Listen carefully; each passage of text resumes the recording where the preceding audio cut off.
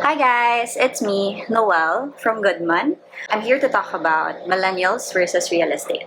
Why it seems intimidating and why it shouldn't be. For doing this, I actually surveyed around 72 people. My average age was 25. That was my bad. I realized people until the age of 38 are considered millennials, but the millennials that I will be talking about are more of the ones my age, 25, 26, people in their late 20s. So I did a quick survey of their current living arrangements, whether or not they've acquired their first property already, if they believe they will be able to be on their own and invest in their own property before they turn 30. So for those who answered my survey, thank you for providing me with my data. And stay with me because later on I'll be telling you how much you should be setting aside per month to be able to afford your first property. You'll be surprised by the number I'm going to be giving you. Before that, I'll be going through my survey questions one by one. So my first question was living arrangements. So I found out that out of the 72 people that I surveyed, 72% are still living with their parents. 52 of them are still living with their parents. 17 are renting out already on their own. 11%, so 8 of those that I surveyed, were given their own place by their parents. 0 are living in a property of their own. And then my next one was, have they purchased their own property investment? 8 of my respondents, so that's 11%, they have. 89% have not. So I asked around, what are your reasons for not having invested yet? A lot were saying, Noelle, I can't afford, real estate is expensive, the down payment is too big, I only make so and so a month. Which are all valid if you ask me. But let me delve into my last questions first before I get into this. What do you think your living situation would be like by the time that you are 30? I got a lot of different answers for this one. Most said, hopefully I've moved out by then in a property that I own. If not, hopefully I'm in a different place that I'm leasing, or some are looking to move abroad. Some even said, maybe I'll probably still live with my parents, but hopefully come that time, I've invested in real estate already. Which brings me to my last question. Do you think you will have your own property by then? And by then, I mean by the time you turn 30. 49% said yes. But if I'm being completely transparent, a big chunk of this 49% said yes. Sana, yes. Lord, tiwala. And 51% just right out said no. So I'm here to debunk your theory that real estate investments are not for us 20-somethings. Why? First, let's go back to my initial statement. Why is it intimidating? You're easily intimidated by something that you're not very familiar with, and obviously, they don't teach us real estate investments in school. Unless you have parents or relatives who are real estate savvy, you watch them build their real estate portfolios. Most of us don't really know the first thing about real estate investments. So you have to know where to invest, when to invest, and what to invest in. And the second reason, which I think really is the elephant in the room, is, most are under the notion that we can't afford it. And you know what? That's fair. Most of the properties out there, we probably still can't even afford at this time. But there are still ones that we can. There are Ayala properties that an average corporate employee is able to afford. Later on, I'll be showing you numbers. I'm not exaggerating. A lot of my friends say, Noelle, properties are so expensive. It's so impossible for us to buy in. We're gonna be homeless. If we're talking about buying in BGC or in Makati, yes, of course. Of course, it's going to be expensive because you have to realize that the investors in BGC, they didn't buy their properties last year. They bought their properties 2006, 2007. That was around, how many years ago? 14, 13 years ago. That was the time that BGC, it had no high street. It was empty. It had no offices. It was mostly grass. And what we don't realize, back then, the investors were our age. I want to show you two more photos. The first one is of Arca South. This is also a township by Ayala. It's located in Taguig as well. Second one is of Cloverleaf. This is also a township by Ayala, located in Quezon City. So I'm showing this to you because it reminds me so much of how BGC was like when they first launched. And now that we have BGC in all its glory, we have an idea of how these townships will turn out because we already know the capabilities of the developer and how they master plan their townships. Just to share with you a story, I have a sister who is 12 years older than me. So she's 38 now.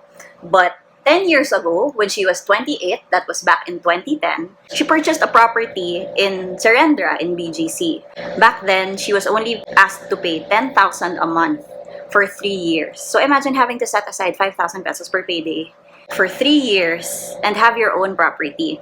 After the 3 years, she paid her remaining balance through a bank loan. A lot of our real estate investors do that. They loan to pay off the remaining balance of their properties. But that's for a whole other discussion that, if you want to know more, just feel free to reach out. The direction I want to take us is that there are new townships, and when I say townships, these are like BGC. BGC is a township, master planned by Ayala. If you guys are familiar with Vertis North, New Valley, Eastwood is also a township.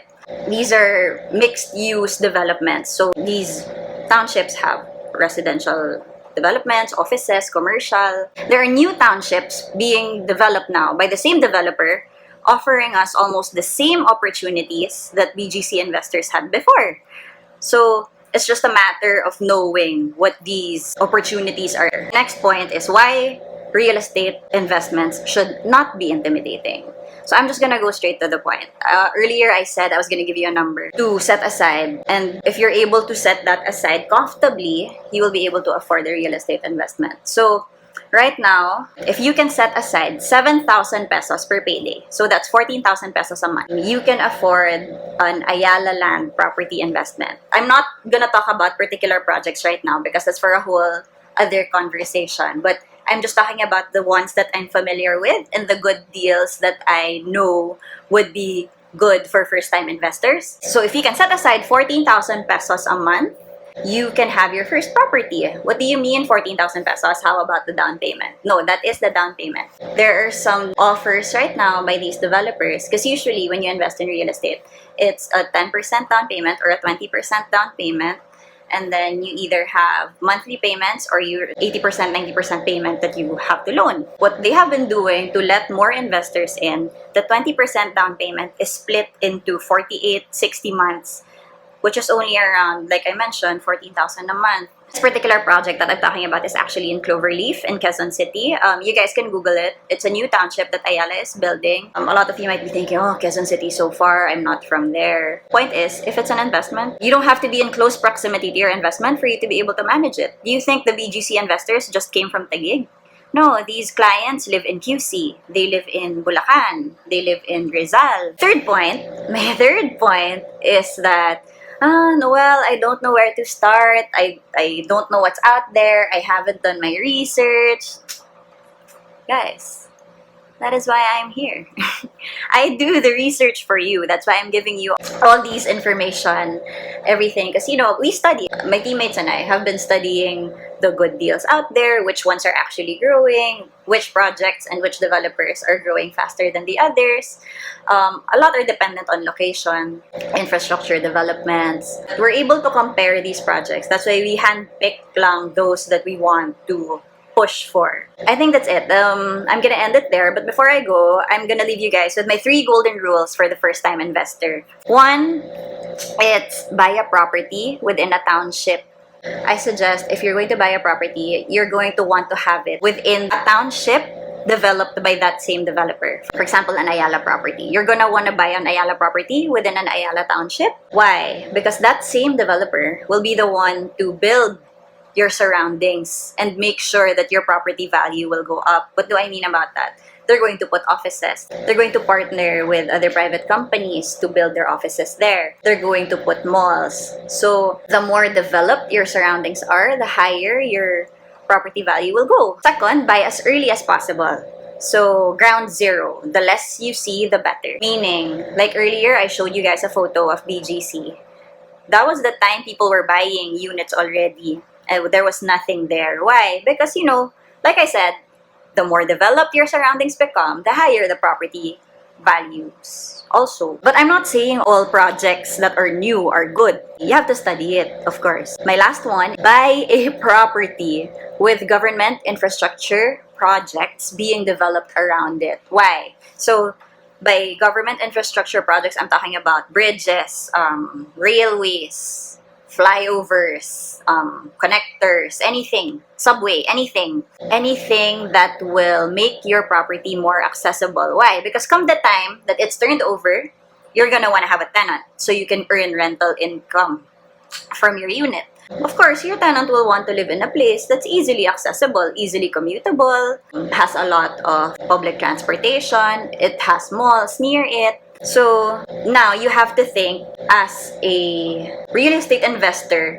you're looking out for the concerns or future concerns of your future tenant. That's it. Those are my 3 rules for a first-time investor. So I'm gonna just leave you with, if you know in your heart and in your mind and in your bank account that you can handle it, I suggest don't prolong it, because as with all real estate investments, time is of the essence. So many other things I want to tackle, but maybe I'll just save that for another video or poster. If you have any questions, well, this is my Facebook. Feel free to message me. I'll get back to you right away.